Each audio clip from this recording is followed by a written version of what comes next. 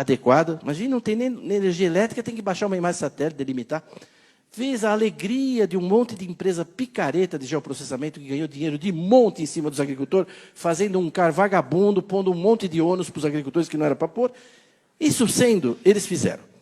4.845.000 agricultores tinham feito o CAR, e lá na Embrapa nós decidimos baixar esses dados, todos.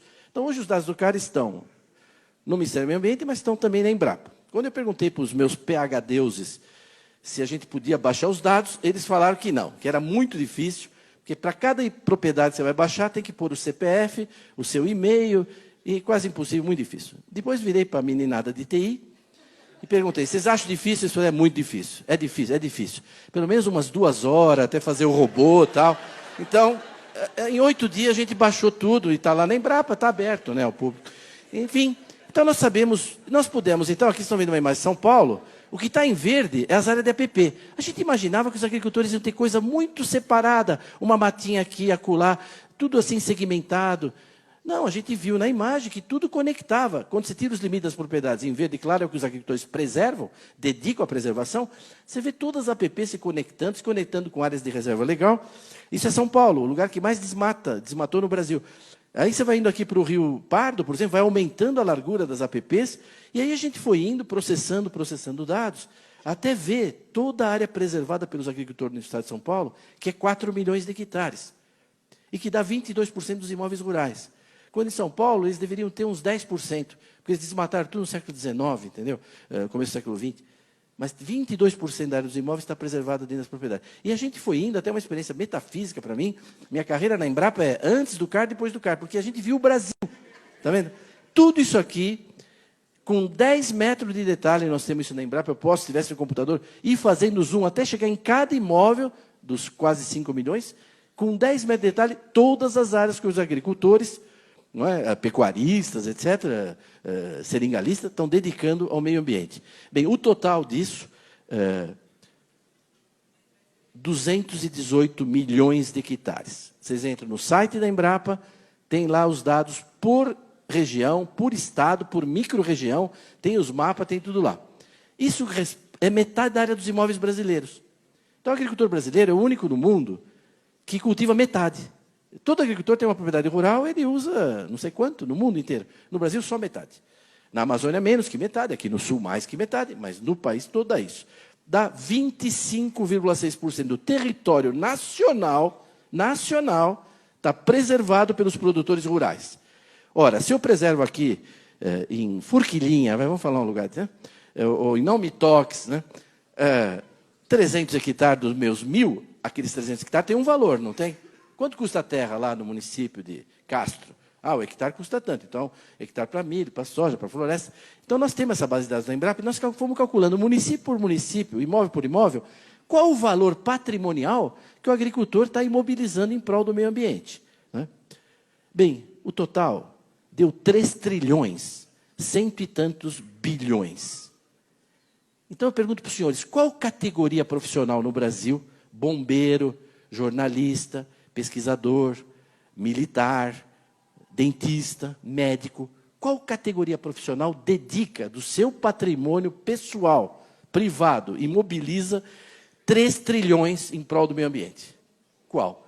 Eu não conheço. E mais, essa é uma poupança que você é obrigado a pôr 100 mil, não remunera nada, não pode retirar, e ainda tem que pagar todo ano para manter na poupança. Porque se pegar fogo, a culpa é sua.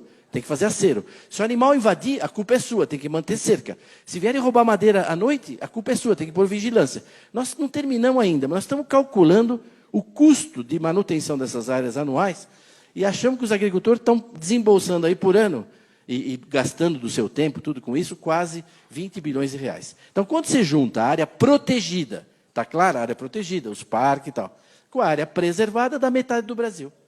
Metade do Brasil, certo? Isso equivale a 28 países da Europa. Então, nós estamos protegendo e preservando uma área igual à União Europeia. Ainda cabe umas 3 Noruegas de sobra aí. É só por causa da Noruega andou falando besteira, né? Então, está aí.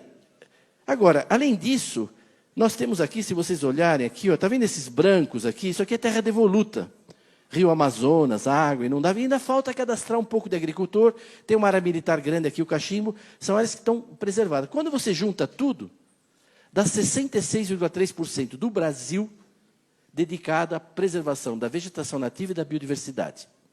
Por quê? Porque é o país mais rico do mundo, é um país que já resolveu todos os seus problemas de saneamento, de saúde, de infraestrutura, não é? Bom, a Sanepar pode atestar aqui como o país já resolveu tudo.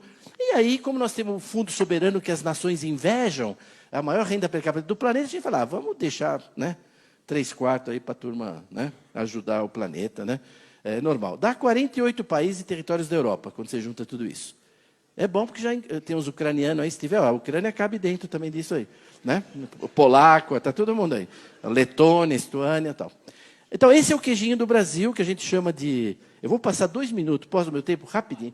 2 minutos, vocês autorizam 2 minutos? Para eu falar, bom, então tá bom, ministro. Tá bom. Ele falou, então, ó. Quando a gente faz o queijinho do Brasil, dá isso, ó. 1/4 do país preservado pelos produtores. Unidade de conservação integral, terra indígena, aquelas terras devolutas e não cadastradas, no total, 66%. A agricultura usa 30%. Só que para a lavoura, 7,8%. A gente cultiva toda a produção de cana, toda a produção de soja, de milho, de algodão, de fruta, 7,8% do território. É pouco, né? Então, esses são os números que vocês têm que sair com eles na cabeça daqui. A gente só cultiva toda essa produção agrícola, 7,8% do Brasil. Tem as pastagens, né? Que uma parte até significativa é pastagem nativa, com vegetação nativa. Pantanal, Pampa, Caatinga, etc. Então, não tem nenhuma categoria profissional que preserve mais o meio ambiente, dedique mais recursos a isso, do que os produtores rurais brasileiros. Então, isso tem que ser conhecido, isso tem que ser dito. Eu estou feliz que agora, no voo que eu vim para cá, eu trouxe uma para deixar com o ministro Reynolds e com quem tem interesse, a revista de bordo da Azul, agora, no avião, está com essa matéria de uma página sobre o nosso trabalho da Embrapa Territorial e falando que os agricultores são os que mais preservam. Até que, enfim, né, alguma coisa começa... Então, para ser reconhecido, alguém falou de serviços ambientais antes, você precisa primeiro ser conhecido, né? Você precisa ser conhecido, o pessoal nem conhece. Como é que vai ser reconhecido se não é conhecido? O Brasil é assim, quer ver como é que os Estados Unidos? Nós baixamos os dados dos Estados Unidos, complicado, um trabalhão 4 meses, porque assim, morango, amendoim e tal. Olha como é que é os Estados Unidos. Assim, os Estados Unidos preserva 20 e usa 80. E a gente, assim. Então, eu costumo dizer o seguinte, acho que vocês vão entender, hein? É meio tupi-guarani isso aqui. Nós somos assim, porque nós somos assim. E eles são assim, porque eles são assim. Certo? Concordo? Né? Concluindo, muita gente disse que esse número nosso não era isso, cultivava muito mais. Não é verdade. A NASA publicou agora em dezembro um estudo das áreas cultivadas do planeta. O planeta inteiro, com 30 metros, ela mediu áreas cultivadas, 3 anos, um trabalho para a FAO. E aí ela deu quanto tem de cultivado na Indonésia, na Grécia, na China, tudo. E deu o Brasil. A gente ficou meio apreensivo. Vamos ver o que a NASA vai falar. Quanto que a NASA deu? 7,6. Aí o ministro Blairo publicou um artigo dizendo a NASA acaba de confirmar os dados da Embrapa, com uma diferença de 0,2%, mas eu acho que a equipe do doutor Evaristo que está certa. Eu vou terminar aqui, e então, a gente sabe até onde eles errou, mas está de bom tamanho, deixa lá 7,6, está muito bom. Eu vou pular aqui por causa do tempo e queria ir para o final aqui para mostrar 2 coisas. Primeiro, esse gráfico que mostra essa história de pastagem degradada, não sei o quê. Eu não sei, preciso ser apresentado, porque eu estou com dificuldade de achar elas. Porque o que está acontecendo no Brasil é exatamente o contrário. A gente tinha 220 milhões de hectares de pastagem e foi caindo, nós estamos indo para 160, agora, em 2018.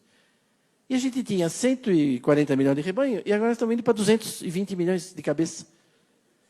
Então, como é que pode estar degradando pastagem com uma coisa dessa? Não, o que está acontecendo aqui, o que isso mostra, é recuperação de pastagem, ganho de produtividade em pastagem, quer dizer, integração lavoura-pecuária, como foi falado, uma série de coisas está acontecendo. Então, é uma agricultura com muita tecnologia.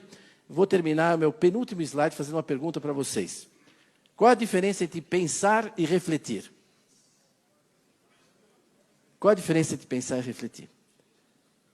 Tem muita gente que tem pensamento sobre a produção brasileira, sobre a agricultura. A mídia pensa, a Gisele Bündchen